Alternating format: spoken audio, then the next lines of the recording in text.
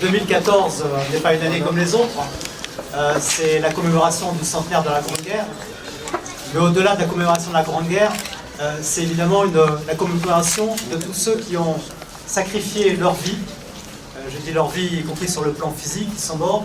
Ceux qui ont sacrifié leur jeunesse, qui avaient de très belles carrières, qui ensuite ont décidé, évidemment, d'offrir leur vie et faire le sacrifice pour la liberté du monde. Donc c'est, à la veille du 11 novembre, c'est en fait la commémoration de tous ceux qui ont combattu aux côtés des armées de libération, la Première Guerre mondiale, la Deuxième Guerre mondiale, bien sûr, d'autres guerres aussi qui ont pu être perçues comme étant injustes, effectivement, mais en tout cas tous ceux qui sont restés fidèles à des idéaux, et notamment qui sont restés fidèles aux côtés de l'Europe et aux côtés de la France. Je ne veux pas oublier que la Première Guerre mondiale, ce sont 200 000 combattants venant d'Afrique qui ont rejoint les troupes des Alliés. Deuxième Guerre mondiale, ce sont aussi 200 000 combattants venus d'Afrique, des dizaines de milliers qui sont morts. Et je crois que ce sacrifice, la France, mais l'Europe en particulier, l'Europe en général, ne peuvent pas l'oublier, ne veulent pas l'oublier. C'est pour cela que d'ailleurs le président de la République, lorsqu'il y a eu les cérémonies du débarquement de Provence, en août dernier, le 70e anniversaire du débarquement de 1944 en Provence, a dit que c'est du Sud qu'est venue la liberté de l'Europe. Et c'est vrai, parce que sans ce sacrifice des centaines de milliers de combattants, notamment d'Afrique, l'Europe n'aura pas pu se libérer. Alors je suis très ému d'être en présence d'anciens combattants qui ont été fidèles à leurs idéaux, qui ont été, il faut le dire, fidèles à la France, dévoués à la France. Je les en remercie très sincèrement. J'espère que la France, en retour, pourra toujours les aider, sera à leur côté. En tout cas, nous ferons tout pour cela. Et je voulais vous féliciter, vous remercier très sincèrement de ma part et bien sûr de la part de tous mes compatriotes. Merci. Il y a plus d'un an, on avait accueilli ici même un atelier photographique encadré par Catherine Poncin qui avait fait travailler un certain nombre de jeunes photographes autour d'une nouvelle technique un peu de l'image par l'image, c'est-à-dire travailler la photographie en partant de photos d'archives ou de photos historiques. Hiro est petit-fils d'anciens combattants et l'idée lui est venue immédiatement de travailler, d'interroger, de voir un peu, de faire raconter, je crois aussi, aux anciens combattants pourquoi ils se sont engagés, pourquoi ils ont offert leur jeunesse aussi aux forces françaises, aussi bien en Algérie qu'en Indochine et aussi en Première Guerre mondiale, qui est bien encore, et au Sahara aussi, bien sûr. Cette exposition, donc, nous avions présenté une petite partie à l'occasion du 14 juillet, mais il est important, je crois, effectivement, à la veille du 11 novembre, de la présenter au grand public. Vous en avez une partie à l'intérieur, une partie à l'extérieur. Cette exposition, je crois que ça rend hommage à tous nos amis, et je crois qu'elle n'aurait pas pu avoir lieu sans l'aide aussi de l'ONAC. Et je voudrais profiter pour remercier M. Dia, qui est le directeur de l'ONAC, sans qui cette exposition n'aurait pas pu avoir lieu. Il a beaucoup accompagné Hiro, il a beaucoup aussi parlé avec les anciens combattants pour arriver à ce résultat ce soir. Et je vais d'ailleurs lui donner la parole immédiatement. Bonne soirée. Je vais apporter ma contribution concernant l'institution des anciens combattants de la Mauritanie. Les anciens combattants et victimes de guerre de la Mauritanie furent de toutes les générations de feu des armées françaises, de 1998 à 62. Leurs anciens chefs hiérarchiques ont longtemps évoqué leur dévouement, leur engagement et leur esprit de sacrifice constituant les valeurs défendues par le monde combattant. Le colonel de Rive, ancien secrétaire d'État aux anciens combattants et victimes de guerre, sous son intitulé « Force noire », les héros méconnus, fut le défenseur incontestable du monde combattant, particulièrement des tirailleurs sénégalais.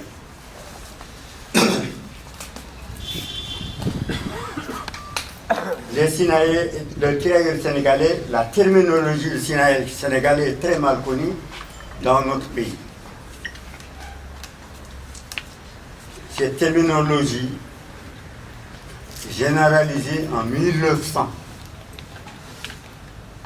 regroupant l'ensemble des originaires de l'Afrique occidentale française et l'Afrique équatoriale française. Contrairement à ce qu'un jeune Mauritanien présentant sa thèse dans un pays arabe qui croyait et qui a commis des erreurs en affirmant dans sa thèse que tous les négros africains de son pays sont des fils de tirailleurs.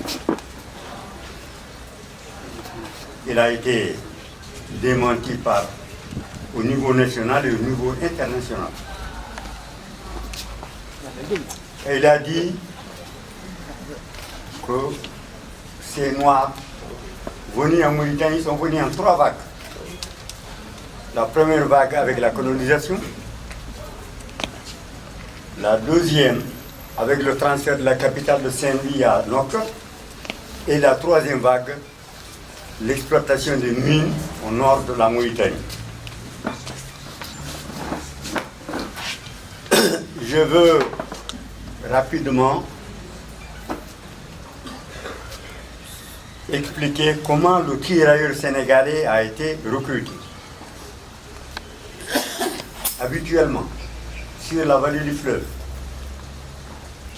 la période de recrutement par classe d'âge, les jeunes appelés fuyaient en masse vers la Gambie anglaise. Il a fallu 3 marabouts visionnaires qui ont sillonné tout le long du fleuve, sur les 2 rives. Il s'agit de Cheikh Sidia, Cheikh Moussa Kamara, Cheikh Amadou Mokhtar Sako. Ils ont dit aux populations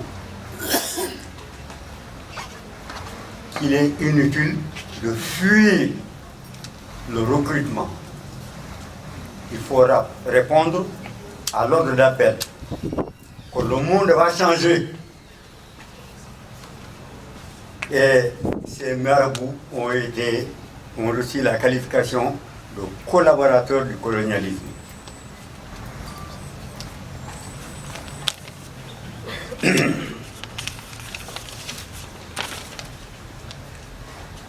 À l'ordre d'appel, sous le drapeau, il existait 2 situations. Des absents, des présents et des absents. Les présents passent devant une commission de recrutement et les actes sont incorporés et mis à la disposition de leur encadrement. Les absents sont classés bons absents. Ces bons absents sont regroupés, ils sont recherchés par les chefs de village et les chefs de canton. Une fois retrouvés, ils sont d'office incorporés pour effectuer des travaux pénibles. Le travail des pistes, les routes, les débarcadères et les ports maritimes.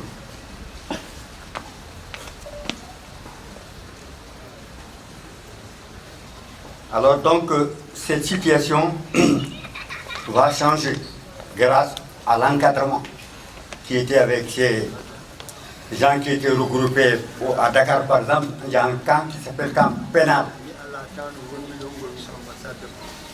Il y a un camp qui s'appelle camp pénal où étaient regroupés tous les bons absents. Donc, leurs encadreurs ont conseillé de transformer leur ordre d'appel en engagement de 3 à 4 ans. C'est ainsi que ces gens ont été réhabilités, sont devenus des tirailleurs normaux, recrutement normal. Quelques années après,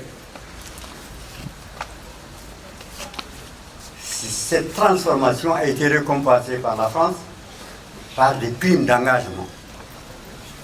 Ainsi, c'est devenu courant. Les gens ne fuyaient plus.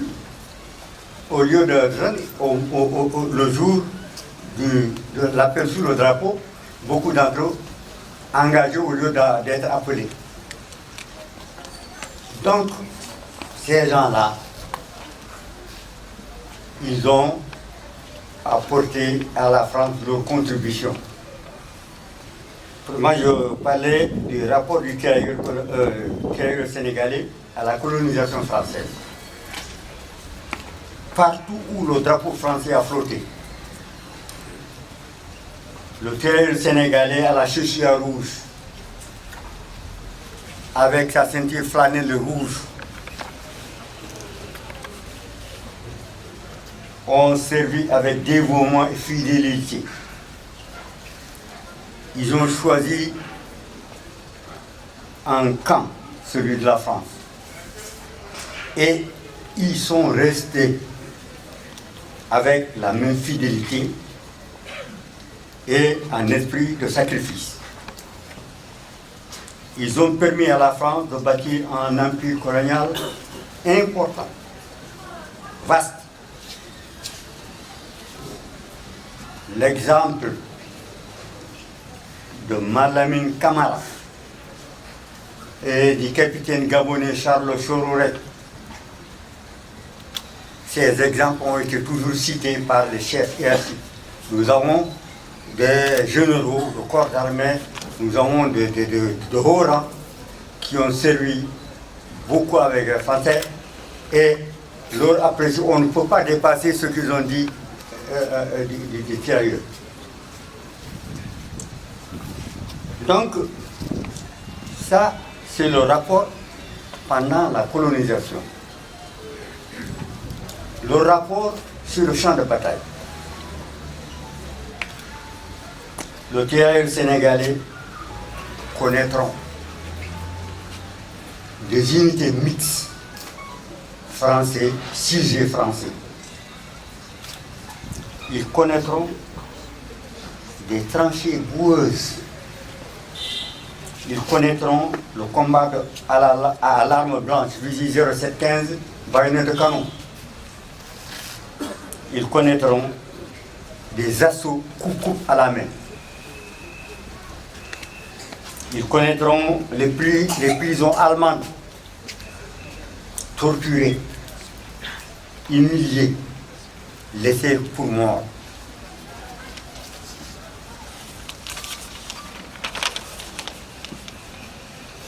Le tirailleur sénégalais avait acquis une stratégie d'évasion des prisons allemandes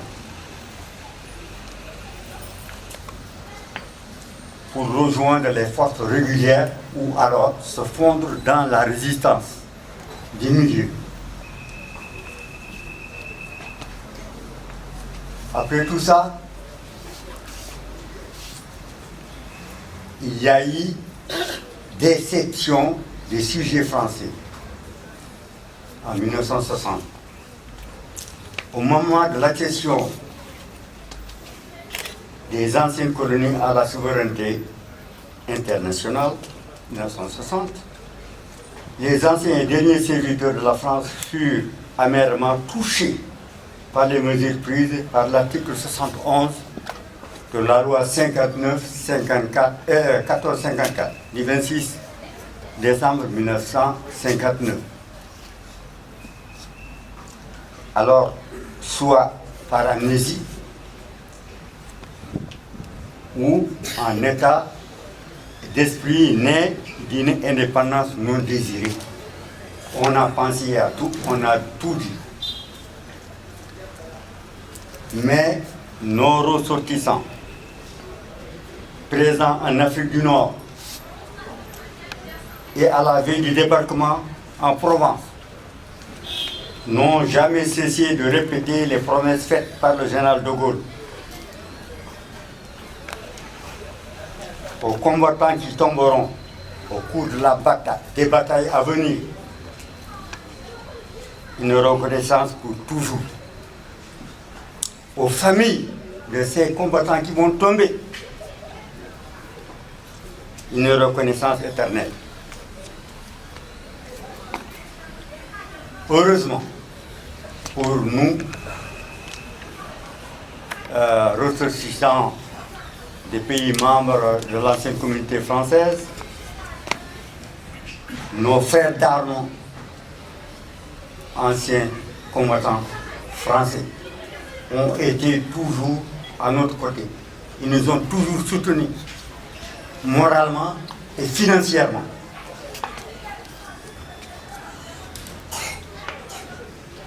Par solidarité avec les victimes de la cristallisation de leur pension. Et en 2010, le Conseil constitutionnel français du 28 mai 2010 est venu régler toute notre situation. Ainsi, la loi 2010-1657 du 29 décembre 2010, article 211, pour la première fois, les sujets français seront alignés sur les indices servis aux ressortissants français. Aujourd'hui,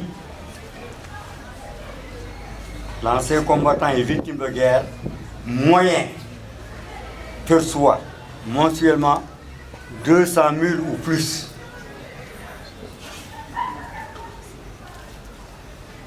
Donc, en conséquence,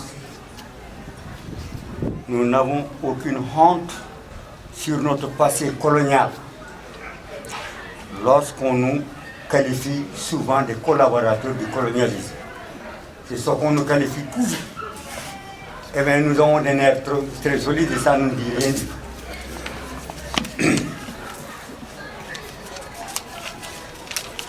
Pour conclure, héritière du passé riche en actions multiples ou discrètes, l'institution des anciens combattants et victimes de la guerre de Mauritanie a choisi d'être une famille de combattants, décidée, prolongée et avec détermination sous une forme civique la lutte menée autrefois sur le terrain. Famille qui accueille, qui veille en toutes circonstances sur les intérêts matériels et moraux de ses ressortissants. Famille qui suscite, favorise les initiatives en vue de maintenir et de développer les liens de fraternité entre les anciens combattants.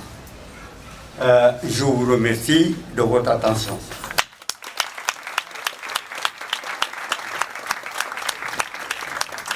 Merci, monsieur Baudet. Je suis très ému, je n'arriverai pas à parler, parce que sinon, c'est pas ça.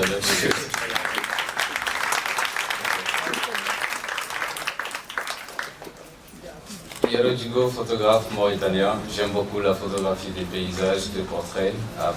Comme l'a dit monsieur Baudet, quand j'ai fait les ateliers de photo avec Catherine Poncin, j'ai appris à retravailler les anciennes photos qui sont en noir et blanc. Alors, ce qui a attiré mon attention, c'est les photos des anciens combattants. Alors, vous allez voir le travail tout de suite dans la salle et ici à l'extérieur. Donc, tout ce que je peux vous dire, c'est que s'il fallait travailler pendant 5 ans encore pour valoriser les anciens combattants, je le ferai encore. Et je tiens à les remercier de leur présence. Je remercie monsieur l'ambassadeur, je remercie Janie Baudet qui est toujours là, qui nous a payé dans nos projets. Et il y a des jeunes qui m'ont apporté des cartes de combattants de leurs grands-parents. Je suis très content. Je voulais leur dire que ce travail ne se termine pas aujourd'hui ni demain. On continuera toujours à travailler. Donc qui peuvent m'appeler et venir avec les cartes pour que quand le livre va sortir, on pourra mettre un maximum de photos et d'informations pour les futures générations, bien sûr, mauritaniens qui s'intéressent aux anciens combattants ou à leur pays tout court.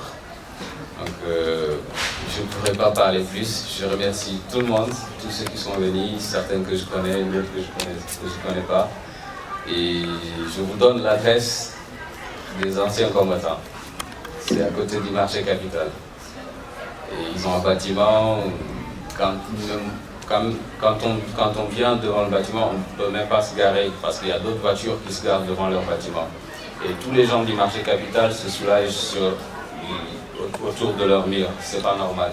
C'est des gens qui ont combattu, bien sûr, pour la France, mais aussi pour la Mauritanie.